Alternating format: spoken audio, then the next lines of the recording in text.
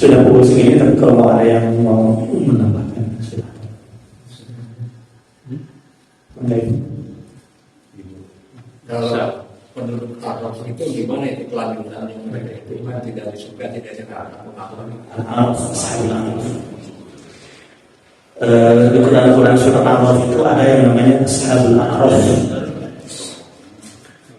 Ini itu Ashabul Araf itu memang penafsirannya banyak ya, tapi yang paling populer itu adalah yang timbangannya sama 50-50, sehingga dia posisinya itu di tengah surga atau neraka.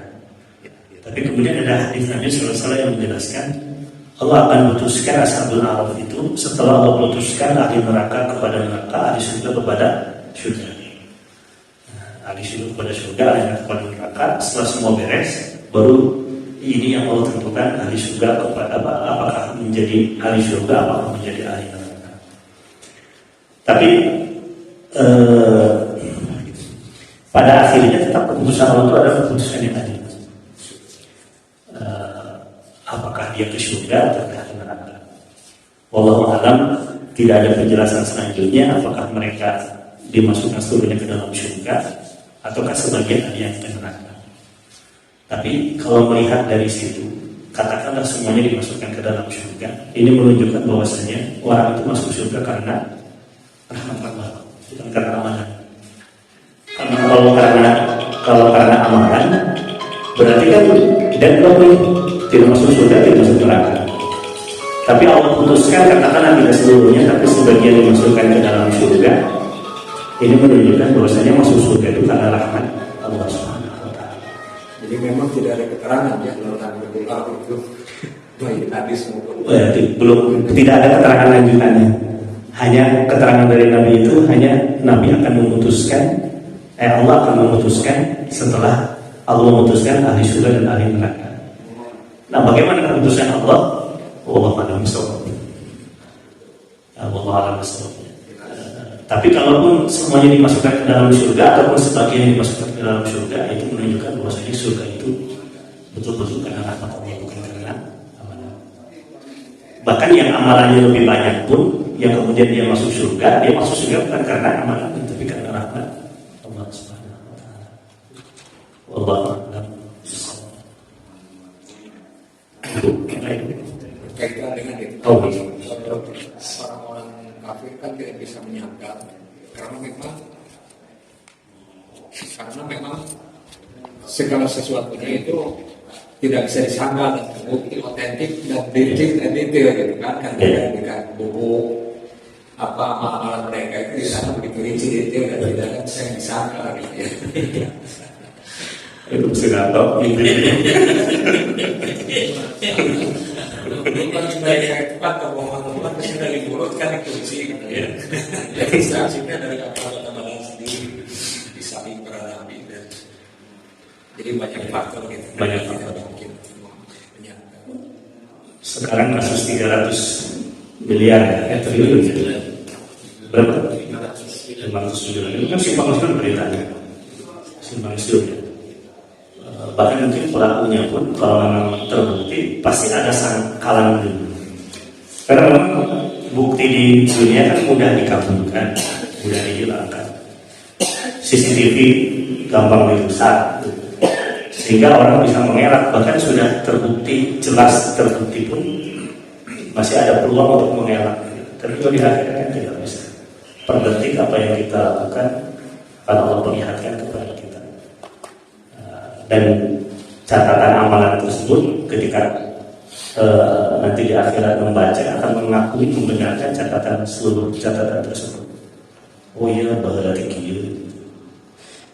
Karena kenapa ketika kita minta maaf, ampun kepada Allah, kok bisa jangan tanggung. Doa yang Rasul talqinkan kepada Aisyah secara langsung ya, tentang Lailatul Qadar, Allahumma innaka afuwwun tuhibbul afwa fa'fu. Al-afu itu adalah ampunan dari Allah plus catatannya dihapuskan. Kalau maghfirah itu ampunan dari Allah tapi catatannya masih ada. Oh iya boleh lagi tapi alhamdulillah ampunan oleh Allah. Tapi kalau al-afu enggak ada linknya. Itu mengenai al-afu dengan Allah. Ibu enggak?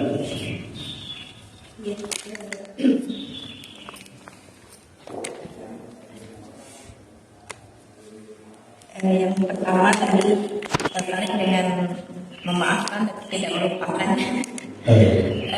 Memang mungkin dalam ceritanya juga walafina anas mungkin aja saling memaafkan, tapi kalau masalah melupakan mungkin relatif ya, tiap orang ada yang bisa gitu. Tapi berarti nggak apa-apa juga kalau kita nggak melupakan gitu kan, juga kadang-kadang di luar kontrol kita ya, yang pasti kita memaafkan. Itu yang pertama informasi. Kemudian yang kedua, di pertemuan bulan lalu ini ya, tentang maksiat yang diperlihatkan. Kalau nggak salah waktu itu dikatakan kalau baru 1-2 kali mungkin maksiat itu tidak terlihat oleh orang lain gitu. Tapi kalau sudah berkali-kali akhirnya ketahuan juga gitu. Nah ini apakah kesannya kalau begini jadi tenang baru 1 kali gitu, nggak akan ketahuan sama orang lain gitu ya. Jadi apakah ini menjadi sebuah ketentuan gitu ya? Karena kan kadang-kadang ada juga pencuri yang baru sekali ternyata udah kepergok gitu ya. Nah ini seperti apa? Kemudian yang berikutnya, sebetulnya bagaimana sih cara kita mencontoh Nabi itu gitu? Karena kalau misalnya lihat di Ramadan saja kan beliau talaki 2 kali, itu pun talaki ya. Apakah kita memang jadi harus talaki kemudian menjadi 2 kali? Jadi seleterlek itu gitu. Karena kan kalau lihat yang Syafi'i sampai 60, berarti melebihi Nabi gitu. Seperti apa gitu kita membaca keterangan bahwa oh ini memang khobar ya, sekedar berita bukan perintah bahwa kita harus 2 kali. Atau seperti haji kan Rasulullah cuma sekali, kita mungkin ada yang berkali-kali gitu. Jadi patokannya bagaimana gitu kita mencontoh. Ya. Terakhir tentang surat Az-Zumar ini ada istilah artinya rombongan ya. Apakah ada makna ke neraka berombongan, ke surga juga rombongan gitu? Apa itu menunjukkan bahwa ya memang akan banyak gitu yang ke neraka, ke surga juga akan banyak gitu? Itu konotasi Az-Zumar itu kemana? Ya, jazakallahu khairan. Yang pertama tentang melupakan. Ya, bukan yang lupa ya, lupa, memaafkan. Yang diperintahkan oleh jadi ada Allah itu sangat paham dengan kondisi manusia yang merupakan ciptaannya. Yang diperintahkan oleh Allah itu adalah memaafkan bukan melupakan. Gitu. Kalau memaafkan itu, kenapa yang diperintahkan supaya tidak ada dendam?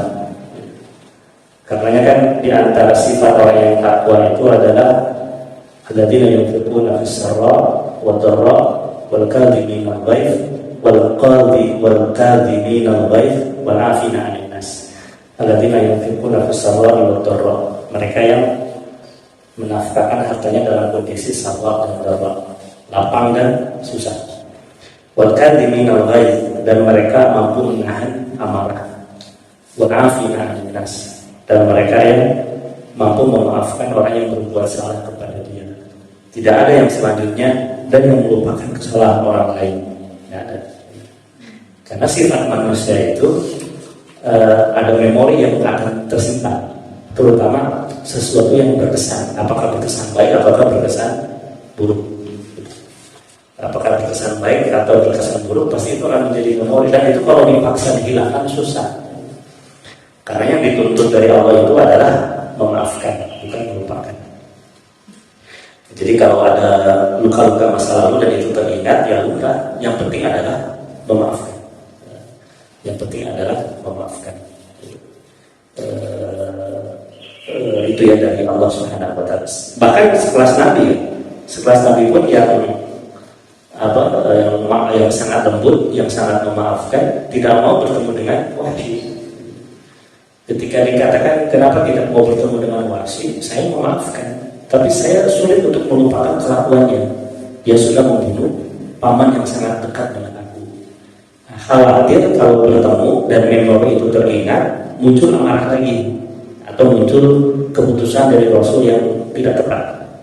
Karenanya kalau ada perselisihan dengan seseorang, kita maafkan. Tapi memaafkan tersebut belum tidak berarti harus kemudian bertemu, Karena boleh jadi kalau bertemu malah menjadi tidak baik, gitu. Memaafkan, tapi bukan berarti memutuskan silaturahim, bukan berarti memutuskan silaturahim. Artinya ketemu tidak ada luka lagi, tapi khawatir memori yang belakang teringat terus, ya lebih baik artinya. Nah, itu tentang kondisi hati manusia. Jadi Allah itu sangat paham tentang kondisi hati manusia. Karenanya hati-hatilah dengan urusan hati. Kemudian yang kedua, maksiat ya. Kullu ummatin mu'afa illa al-mujahidun. Setiap umat itu akan diampuni kecuali orang-orang yang menceritakan kesalahannya. Jadi malam hari berbuat dosa, siang harinya cerita kepada orang lain. Boleh jadi sebetulnya ketika dia habis bikin dosa, dosanya sudah diampuni. Artinya dia bertobat dan dosanya diampuni. Tapi kesalahan dia itu adalah dia menceritakan kepada orang lain, sehingga orang lain itu mencontoh kepada dia. Dia tetap kecipratan dosa atas dosa yang dilakukan oleh teman yang mendapat cerita dari dosa tersebut, terinspirasi. Tadi malam saya nyimeng di diskotik itu, gitu kan. Mulai enak gitu. Akhirnya ketika habis cerita gitu, dia tidak pernah terbesit untuk memberikan contoh kepada temannya. Tapi temannya keibuan, oh begitu ternyata. Akhirnya datang ke sana. Pada sebetulnya dari malam itu setelah dia melakukan dosa itu dia tobat. Itu yang namanya jariyatus. Tapi ini bukan dijadikan dalil, oh berarti harus bikin dosa yang cici begitu mah. Bukan. Nah, karena bagaimana di Quran surat An-Nisa ayat berapa ya? Ayat belasan, saya lupa ayatnya. Innamat taubatu 'alallahi lilladzina ya'maluna as-su'a bijahalah tsumma yatubuna min qarib. Taubat yang diterima atas dosa itu adalah kalau dosa itu dilakukan bijahalah. Bijahalah itu karena kekeliruan. Kekeliruan itu boleh jadi karena khilaf, karena tidak sengaja. Tapi kalau israr melakukan dosa, kalimat itu akhirnya Allah katakan walam yusirru 'ala ma fa'alu, dan tidak mengulang-ulang dengan sengaja dosa yang dia lakukan. Itu taubatnya akan lebih sulit lagi untuk Allah terima. Dan ini tentang maksiat. Kemudian yang ketiga tentang apa boleh? Mencontoh Rasul. Rasul itu dalam riwayat dikatakan talaqi Quran kepada Jibril itu 2 kali. 2 kali berarti 2 kali khatam. Ada yang mengatakan 2 kali khatam. Tapi Imam Syafi'i 60 kali. Imam Syafi'i itu 60 kali.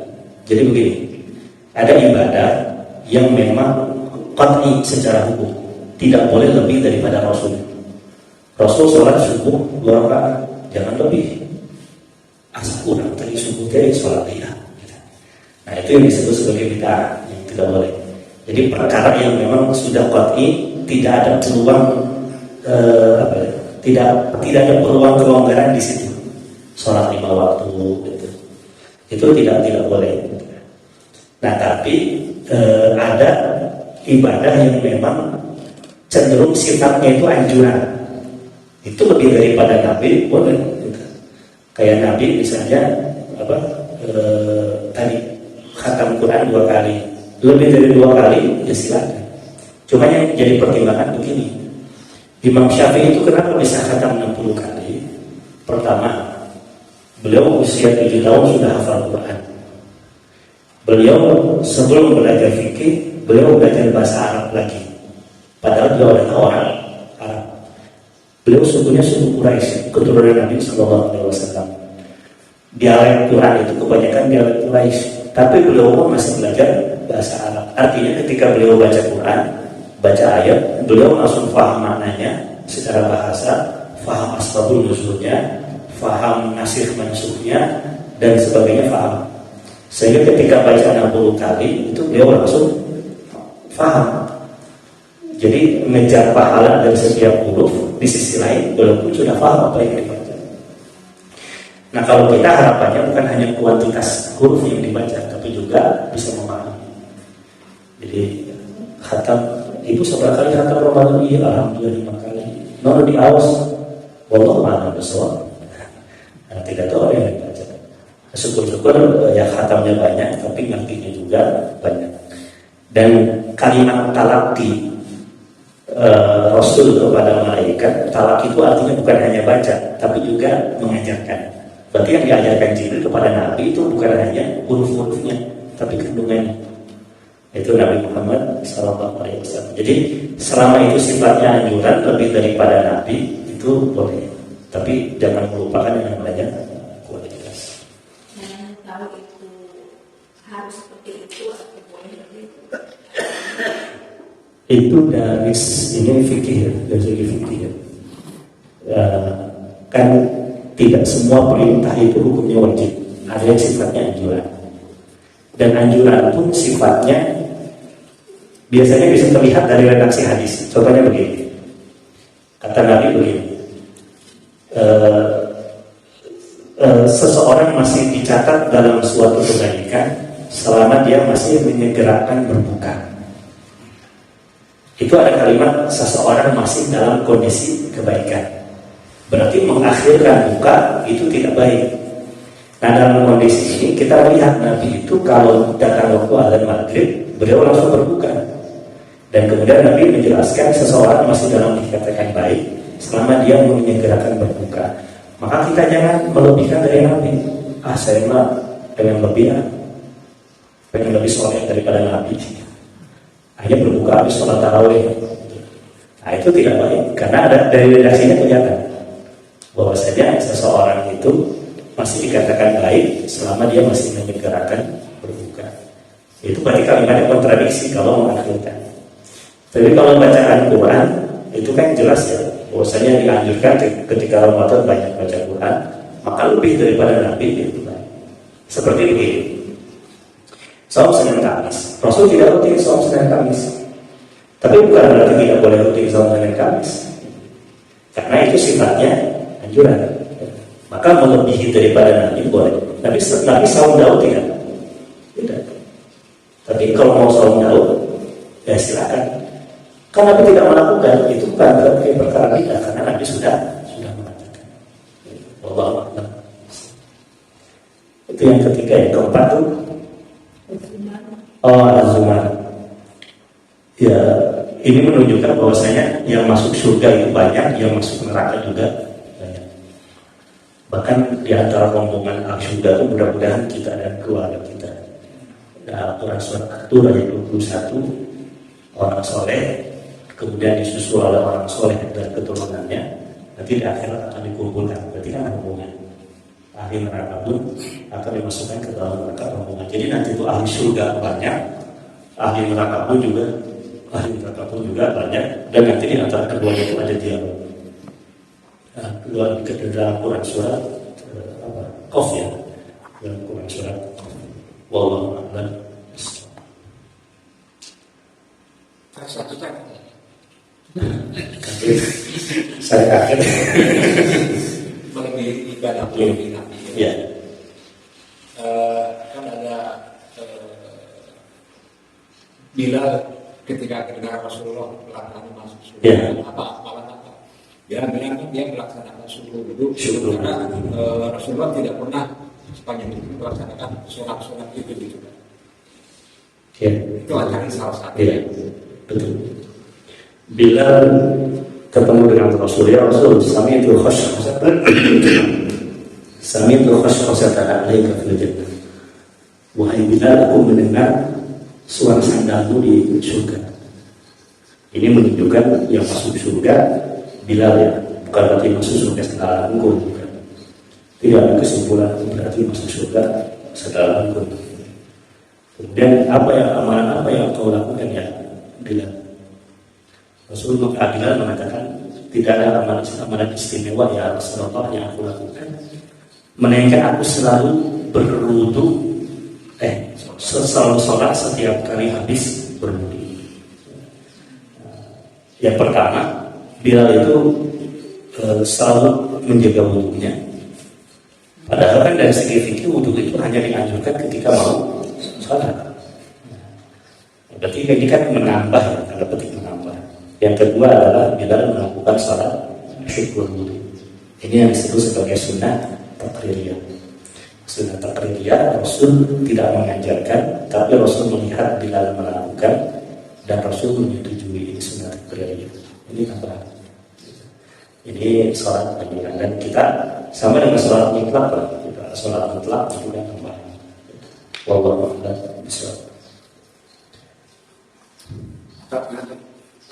Itu doa sebelum berbuka yang diajarkan Rasul itu seperti apa?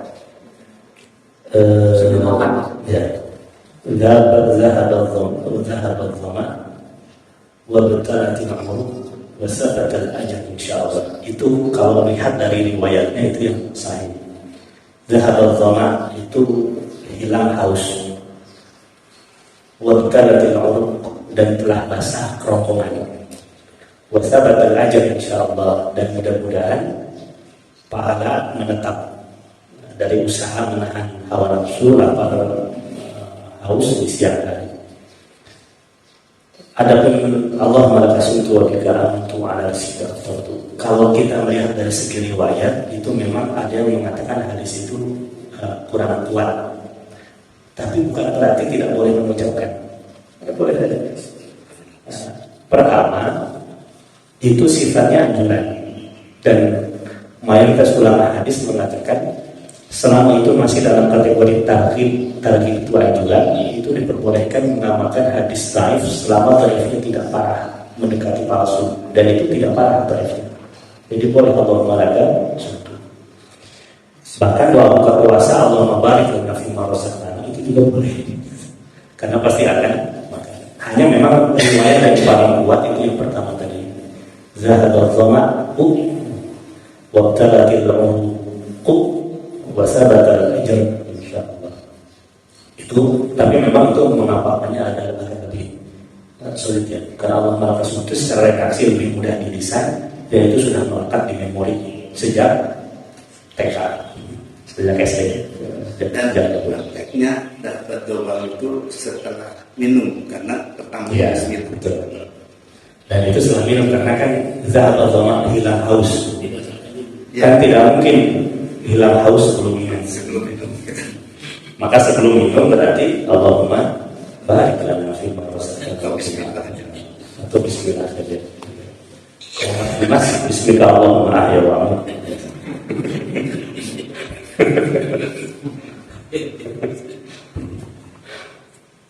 Ada lagi? Cukup ya?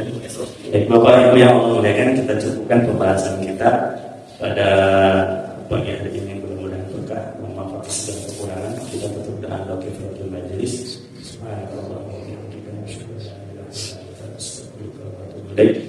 Rabbana atina fid dunya hasanah wa fil akhirati hasanah wa qina adzabannar. Assalamualaikum warahmatullahi wabarakatuh. Ditunggu kehadirannya di rumah Pak Aisyah, bukan di rumah saya.